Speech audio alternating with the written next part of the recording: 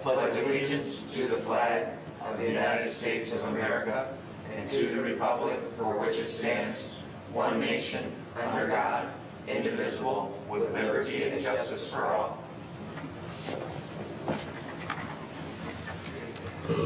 Good evening, everybody. Let's have, if Kathy would be kind enough to do a roll call tonight for our... Sure. Trustee Germain? Here. Trustee McMullen? Here. Trustee O'Connell? Here. Trustee Petrucci? Here. Supervisor Fountain? Here. Clerk Siofu is absent, and Treasurer Horning is here. So we have a quorum. Thank you. Item number 4 is approval of our agenda this evening. I'll move. Support. Motion by Trustee Petrucci, second by Trustee O'Connell. Any discussion? Being none, all those in favor say aye. Aye. Those opposed, nay. Motion carries. There is call to the public this evening? Aye. Nobody here for call to the public. We'll move to item number 6, which is approval of our consent agenda. So moved. Support. Motion by Treasurer Horning, second by Trustee Germain. Any discussion? Being none, all those in favor say aye. Aye. Aye. Those opposed, nay. Motion carries.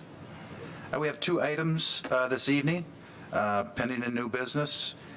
Item number 7A is Heartland Woods Road Special Assessment District. This was a part of a public hearing, I believe, around the 19th of October. There were a lot of questions that had come up in that public hearing. And I believe, I have turned this over to Bob, but he had a meeting with those individuals who had questions here. And Bob, if you'd please update us how that went. And at the end of the day, if there's any questions from the board for Bob or anybody else, we can act on that resolution this evening. Thank you, Supervisor Fountain. As stated, this is a resident petition-initiated road improvement project for the Heartland Woods development.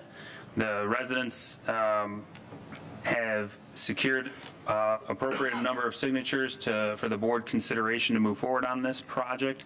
This project requires 4 resolutions to be approved by the Township Board, as well as 2 public hearings to be held.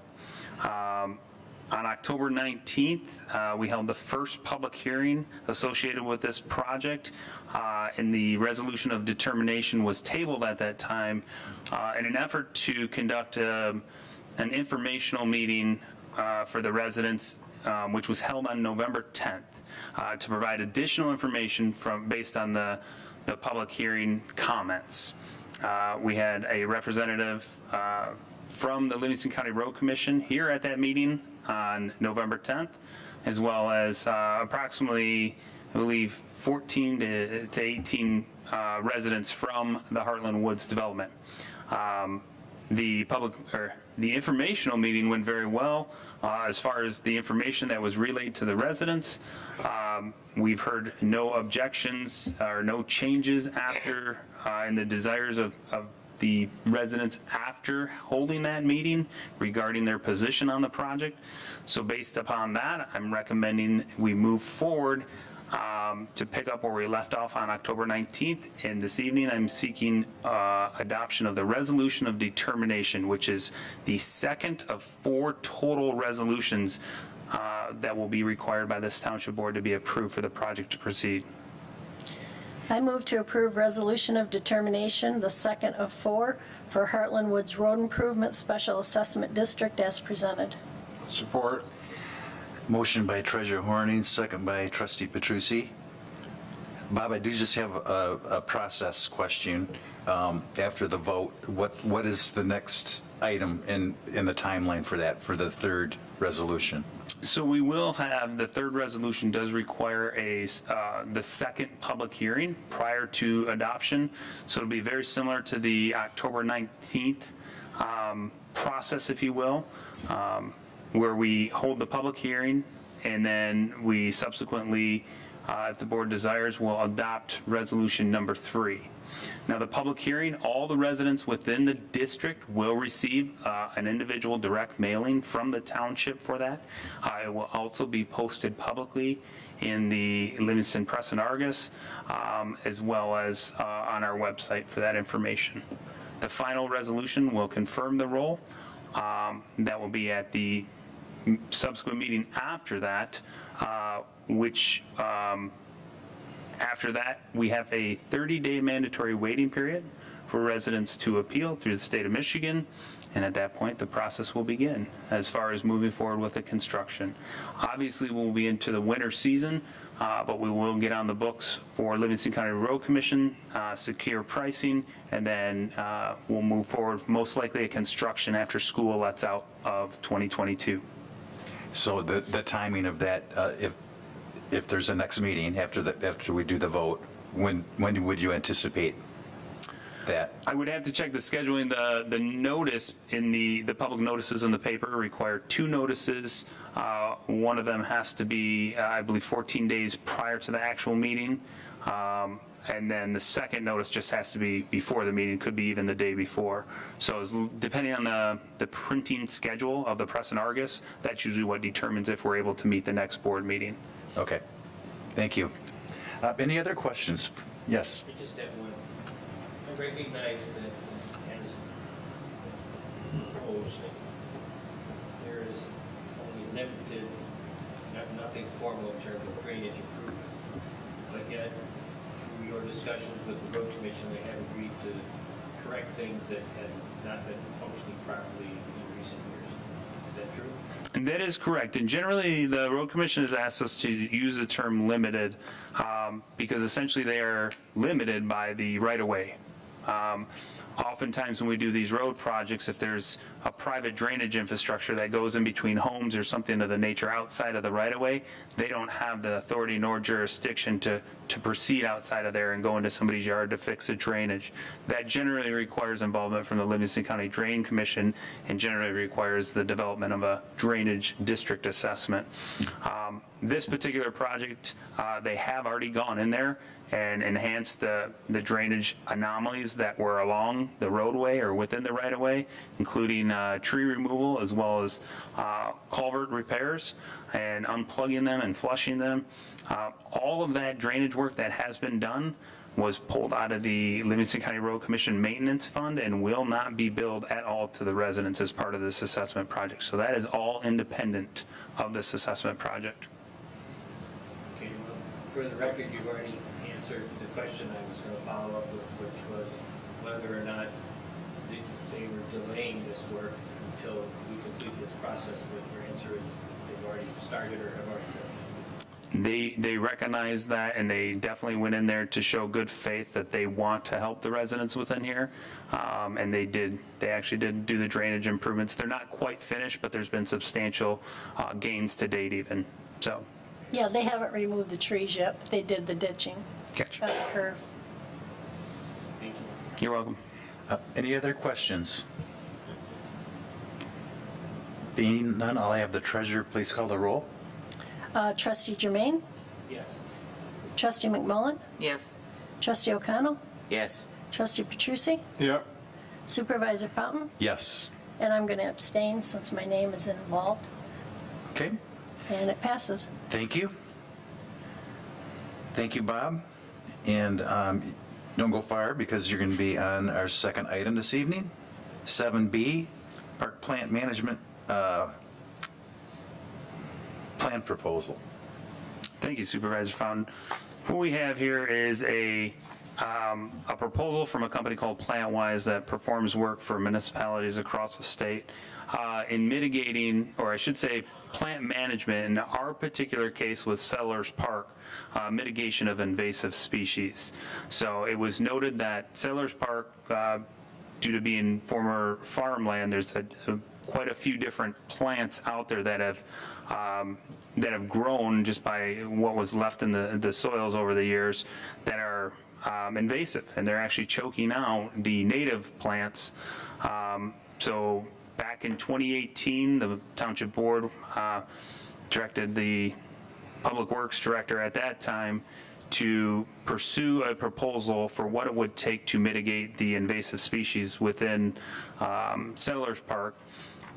Simultaneously, we were looking at a Phragmites issue at Settlers Park, or yes, Springer Field, I'm sorry, at Springer Field, to which we started by mowing that, and unfortunately, the pandemic hit.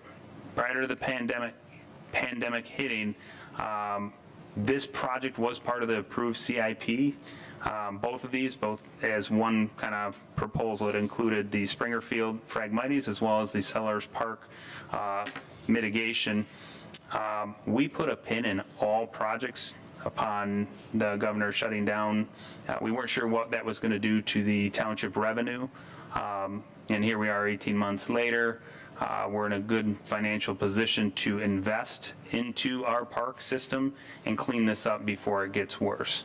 This project, or these invasive species, will definitely become worse. There is a map here just for reference to kind of show you. I should back up. Here's all the different priority areas and the actual invasive type of plant that they're looking to mitigate and remove. There's 14 areas identified, you can see within this area here. The analysis took approximately almost 2 weeks to conduct because David Mendel, our partner in this project, actually had to walk the entire park and search for these. This is what he does, this is what his company does. So you can kind of correlate what areas what's in what area and what it costs per specific area. Given the nature of the seasonal dependency of this work, what we're requesting is an amount not to exceed the full proposed price of $57,300 over the course of the next 12 months. There will be some of this work that would start even this year. Other species would be better served throughout the year at different times, some in winter, some in spring, some in full summer. What we want to do is eliminate the need to come back to the board on an individual priority area for each section, because there will be, some of these will have less than a 10-day window to kind of attack or control, if you will. So this would be actually for the next 12 months.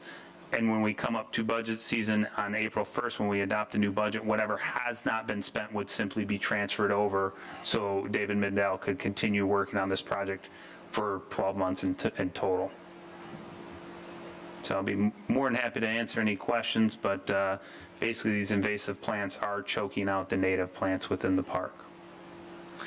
Can you go into the map?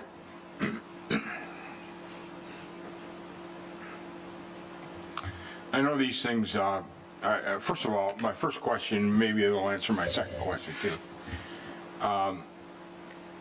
When he does this totally, when it's all finished, is this a one-time thing or does this have to be annual? So it's not annual. What this is probably what is called a 3 to 5 year touch-up. Now a touch-up is generally anywhere from $3,000 to $5,000. Because you're going out there and you're spot treating it. Okay. This is a first kind of broad brush. We're going to hit it all. We're going to cut it out. What can be cut out, we're going to cut out. What cannot, what they do is, it's kind of a unique process. They actually cut the stalk and use a paintbrush with herbicide and paint the end of the stalk, and it sinks in. That's how they're kind of going to get the stuff they can't physically remove from the park. Okay, So so- this is the big expense is a one-time fee. So that doesn't answer my second question. But what it is if you look at area 6, 5, I want to say 6 and 5 is my example. That looks like it runs into the other property adjacent to us. I see our property line, and if you go to the west, that continues right there. Mm-hmm. So if we do 6 and 5, are we just going to get the growth from that over there onto ours? I mean, these things grow like crazy, and it wouldn't take long, a year or two, and it'd be all filled up again.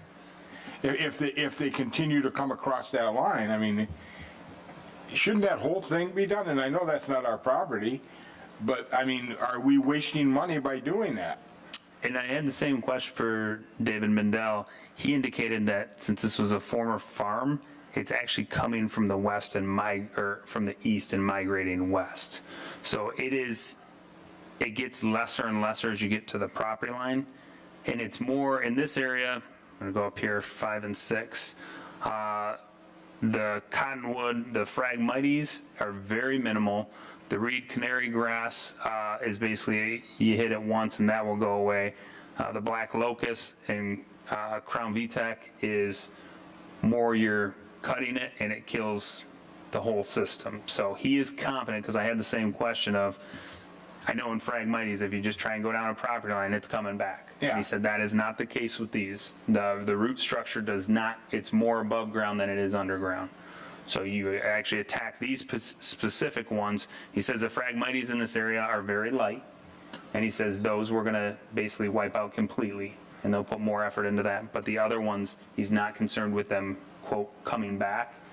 And it's not something like Springer Field where it's just 98% of what you see is one plant. Yeah. So he goes, it's actually very sparse, but we need to get it so it doesn't turn into Springer Field. My last question is this, and I didn't see it, maybe I missed it.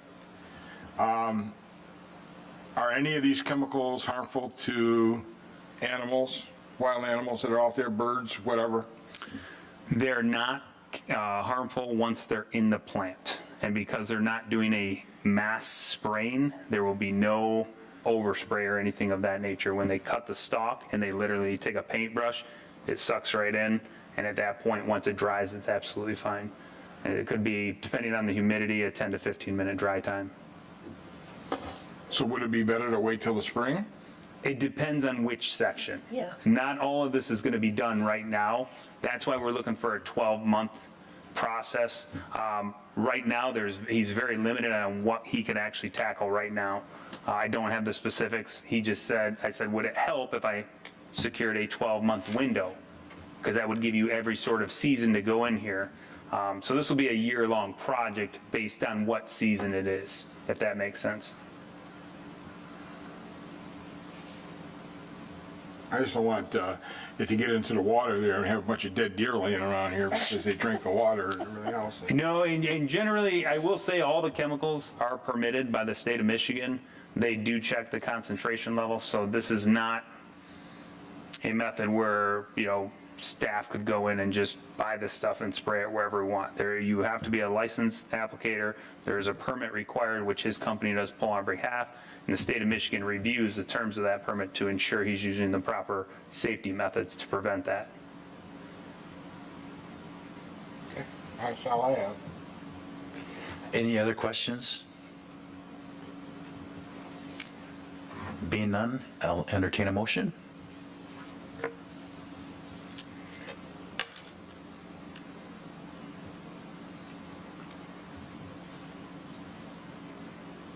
Go back to the motion now and I'll do it. Sorry. I'll move to approve the action plan and treatment of invasive plant species by PlantWise for an amount not to exceed $57,300. Support. Motion by trustee Petrucci, second by trustee O'Connell. Any other questions? Being none, all those in favor say aye. Aye. Those opposed, nay. Motion carries. Thank you, Bob. Board reports this evening. We start with trustee O'Connell, No report. trustee McMullen, No report. trustee Petrucci, No report. treasurer Horning. Just wish Larry the best of luck in healing if he's home watching us, which I'm sure he is. And thank you all for RSVPing for the Christmas party. It'll be nice to have all of you guys there. Thank you, trustee Germain. I have no report. And I know it's even a couple months away yet, but Winterfest date, is it the 15th? February 12th. 12th? February 12th. All right. Very good. I don't have nothing else this evening. If there's nothing else from the board, we'll take a brief recess, and then for information and discussion tonight, the only thing we have on is the manager's report. So we'll take a brief recess and move forward with Manager West's report.